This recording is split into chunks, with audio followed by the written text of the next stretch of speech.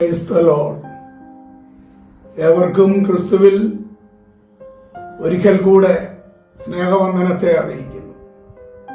ഗലാത്യ ലേഖനം 6:8 ജഡത്തിൽ വിതയ്ക്കുന്നവൻ നാശം കൊയ്യും എന്നാണ് പറഞ്ഞിരിക്കുന്നത്.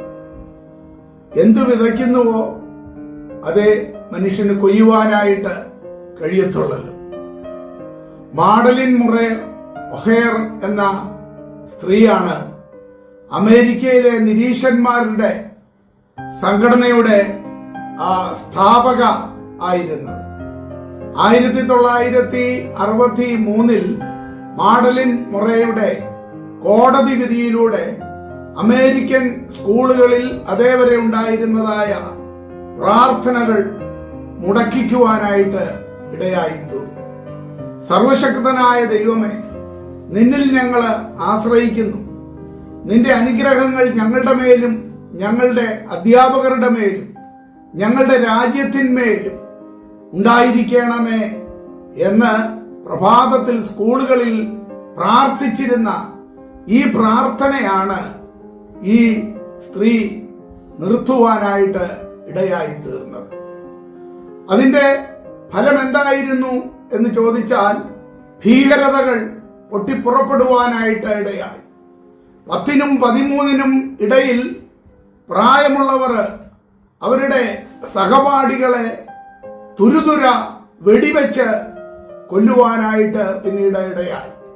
നിങ്ങൾ പോലും സ്കൂളുകളിൽ തോക്കുകളുമായിട്ടാണ് കടന്ന് ചെന്ന് വളരെ മൃഗീയമായ നിലയിലുള്ള കൊലപാതകങ്ങൾ അരങ്ങേറുവാനായിട്ട് ഇടയായ ചരിത്രമാണ് നമുക്ക് കാണുവാനായിട്ട് കഴിയുന്നത്.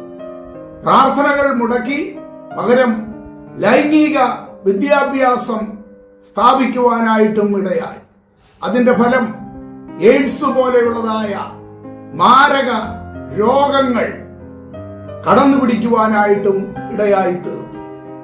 മാഡലിൻ മുറെ എന്ന ആ നിരീശ്വരിയെ അവളുടെ കോടതി വിധിയാൽ പ്രാർത്ഥന മുടക്കി ഏതാണ്ട് 20 വർഷം കഴിഞ്ഞപ്പോൾ അവളുടെ തന്നെ ഓഫീസ് മാനേജറായിരുന്ന നിരീശ്വരനായ ഡേവിഡ് റോളൻസ് വാട്ടേഴ്സ് മൃഗീയമായി അവളെ പിന്നീട് വെടിവെച്ചു കൊല്ലുകയാണ് ചെയ്യുവാനിടയായത്.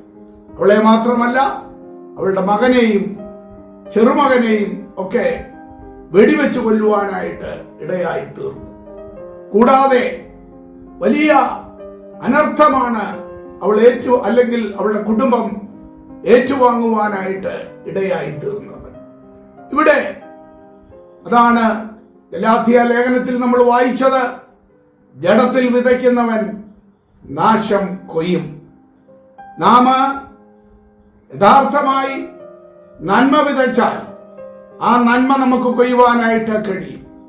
ജീവന്റെ വചനം വിതച്ചാൽ അനേകരെ ജീവനിലേക്ക് ആദായമാക്കുവാനായിട്ട് കഴിയും.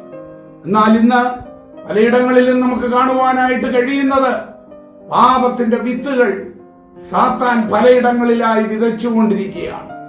യാക്കോബിന്റെ ലേഖനം 3:18 സമാധാനത്തിൽ വിതച്ച് നീതി എന്ന ഫലം കൊയ്യും എന്നാണ് അവിടെ പറഞ്ഞിരിക്കുന്നത്.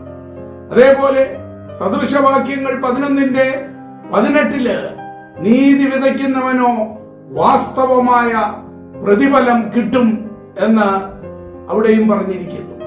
അതേപോലെ സദൃശവാക്യങ്ങൾ 22:8 നീതികേട് വിതയ്ക്കുന്നവൻ ആപത്ത് കൊയ്യും എന്നാണ് പറയുന്നത്.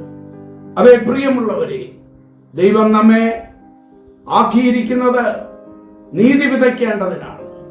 ദൈവത്തിന്റെ വചനമാകുന്ന വിത്ത് വിതയ്ക്കുവാൻ ആ നല്ല നിലത്ത് വിതച്ച വ്യക്തിയെ പോലെ ദൈവത്തിന്റെ വചനമാകുന്ന വിത്ത് അനേക ജനഹൃദയങ്ങളിൽ വിതയ്ക്കേണ്ടതിനു വേണ്ടിയാണ് ഈ തലമുറയിൽ ദൈവം നമ്മെ ആക്കിയിരിക്കുന്നത്. ഒരു ഭാഗത്ത് പാവം പച്ചവെള്ളം പോലെ കുടിച്ചുകൊണ്ട് കഴിഞ്ഞ ദിവസങ്ങളിൽ ചിന്തിച്ചതുപോലെ കൊലപാതകങ്ങൾ പെരുകുന്നു. പിഞ്ചു കുഞ്ഞുങ്ങളെ പോലും മാതാപിതാക്കൾ അവരുടെ ജഡീക സുഖത്തിനു വേണ്ടി മൃഗീയമായി കൊല ചെയ്യുന്നു. ഭാര്യ ഭർത്താക്കന്മാർ തമ്മിൽ കൊല ചെയ്യുന്നു.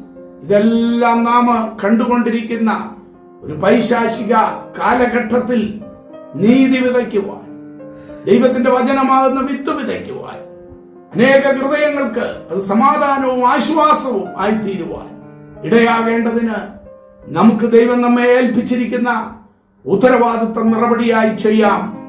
അവിടുന്ന് നമ്മെ അനുഗ്രഹിക്കുമാറാകട്ടെ.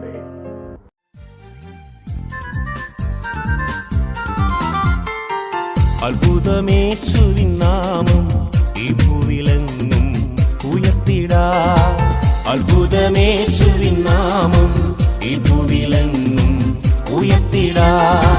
എല്ലാരും ഏകമായി കൂടി സന്തോഷമായി ആരാധിക്കാം.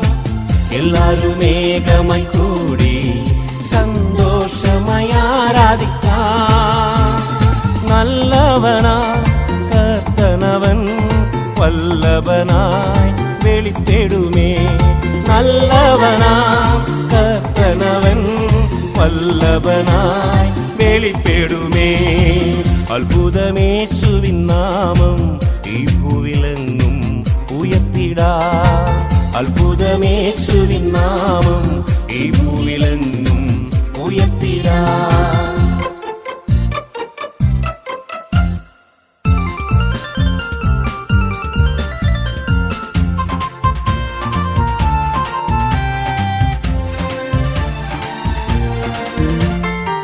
നീട്ടിയ തൃക്കരത്താലും പരിശുദ്ധാത്മശക്തിയാലും, നീട്ടിയ തൃക്കരത്താലും പരിശുദ്ധാത്മശക്തിയാലും, തിരുവചനം അതിധൈര്യമായി ഉറച്ചിടുക സഹോദരരെ. തിരുവചനം അതിധൈര്യമായി ഉറച്ചിടുക സഹോദരരെ. അത്ഭുതമേശുവിൻ നാമം ഈ ഭൂവിലെങ്ങും ഉയർത്തിടാ. അത്ഭുതമേശുവിൻ നാമം ഈ ഭൂവിലെങ്ങും ഉയർത്തിടാ.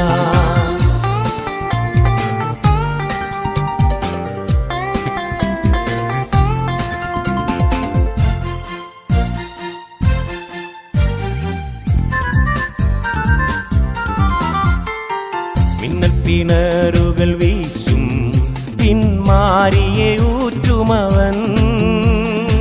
മിന്നൽ പിണറുകൾ വീശും പിന്മാരിയെ ഊറ്റുമവൻ.